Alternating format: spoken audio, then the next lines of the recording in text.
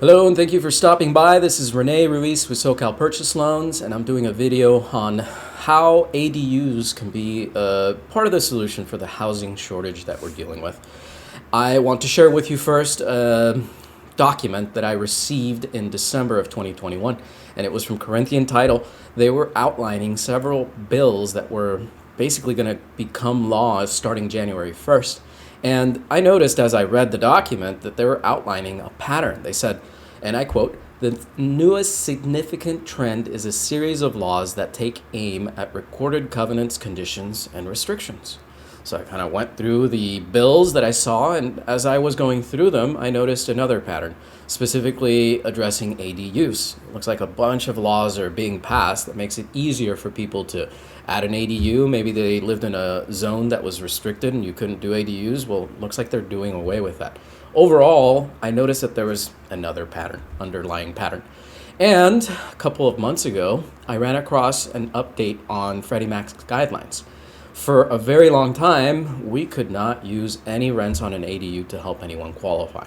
And then all of a sudden we saw some private investors allowing it and non-QM lenders.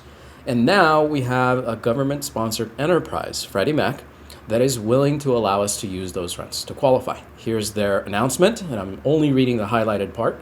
Freddie Mac's ADU policies provide multiple options for adding an ADU to a home or financing a purchase with the intention to rent or build an ADU, including allowing the borrower to use rental income to qualify. And that's a big deal because we're currently in a situation where our business is on the decline and it has to do with affordability. So thank you, Freddie Mac, for coming up with a solution that we can all put into play.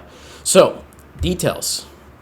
There's several things I'm going to share with you. Number one, when we use rents from an accessory dwelling unit, or overall, when we use rents, future rents on a property, we take a vacancy factor of 25% right off the top. The idea is that we know that the homeowner is going to take on this investment, and at some point the tenants are going to move out, or they're going to have repairs, or they're going to have expenses that they're going to have to cover. So we don't use 100% of the rents.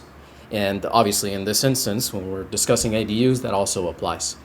Also, very important, this is not something that applies in other areas, but it is important for you to know that qualifying rental income from the ADU cannot exceed 30% of the total income to use to qualify.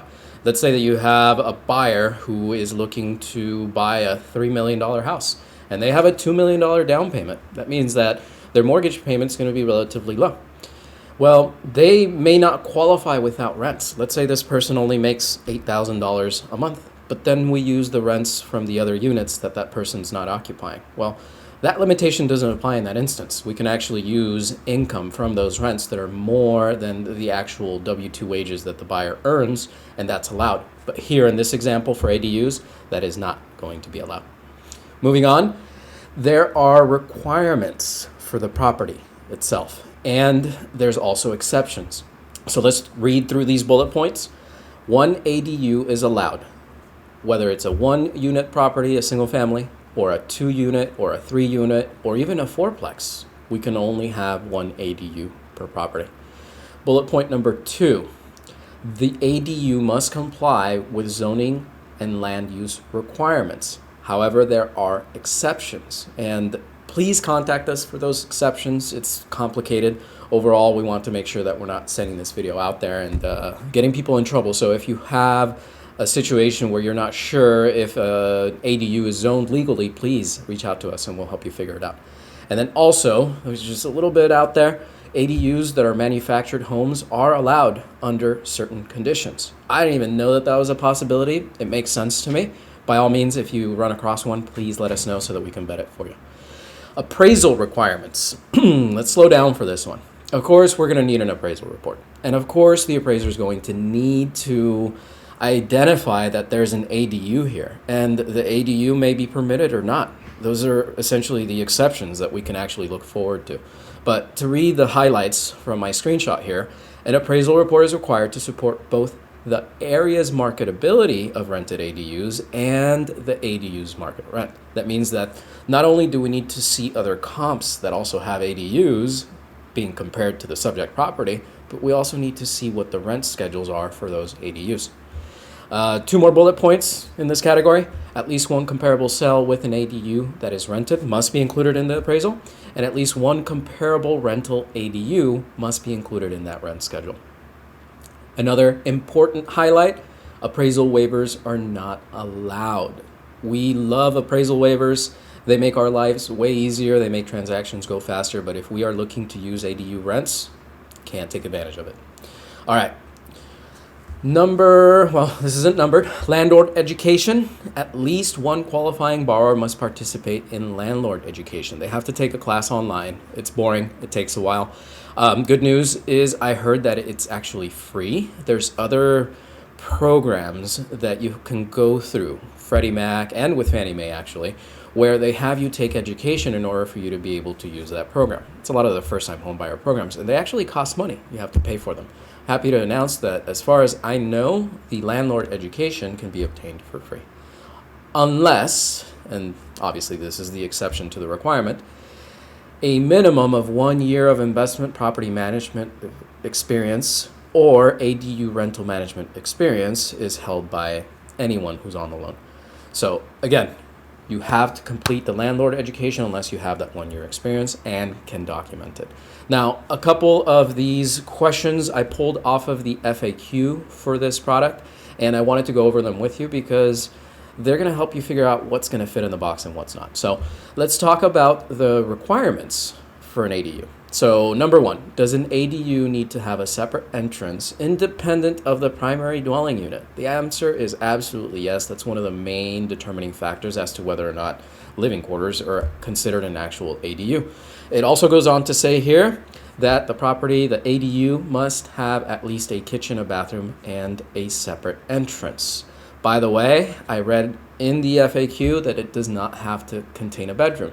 You can have a studio that's an ADU. Number two, Freddie Mac's definition of an ADU states that it must be independent from the primary dwelling unit. What does that mean? Well, here's what they say. Independent in this context refers to the ADU having its own separate entrance. An ADU may share utilities and common walls with the primary dwelling unit. And more or less I'm including the secondary portion because I wanted to highlight that you don't have to have separate utility meters. As long as there's a separate entrance, that to them is sufficient to say that it's independent. Now, let's talk about these next two questions again. I'm only pulling the ones that I wanted to go over. Question number 6. Is a finished walkout basement with a bedroom, kitchen, and bathroom considered an ADU when there is also unrestricted access?